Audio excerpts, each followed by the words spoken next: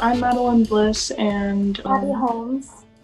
Abby, I believe you're starting with the first question. Okay, let's just go straight into it. COVID has really changed how we do school. How exactly has COVID affected you? My full-time job is as a working musician, which means that I'm out playing whenever and wherever I can. I travel around a lot and I play around the region and the country, and it's changed everything. I did a few virtual concerts, earlier in the year, and I did a few outdoor gigs this summer when it was reasonable to do so, but it changed everything. Do you have any inspiration or influences that help you through your creative process of writing, or do you just listen to anything that just helps you perfectly come up with the notes? If you find something that works that way, please let me know.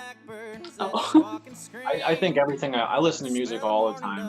I find that sometimes if I really am into listening to certain music, or it can almost maybe even kind of hinder my writing because I got all this other stuff in my head, melodies and sounds and voices. So I've actually found that I'm more productive in general if I'm reading more books and stuff, internalizing that somehow. But yeah, I'm certainly influenced by people as well, musicians and songwriters and singers. If you were able to give advice to your younger self starting out on your musical journey, what would you say? Oh my gosh. Have a little more confidence in yourself, I think. That took a long time. That took a long time. I don't know how I would achieve that, but I would try to encourage myself to put more confidence in myself and not worry so much about pleasing other people or whether they're gonna like what I'm doing or not, and just do it and work at it and do it.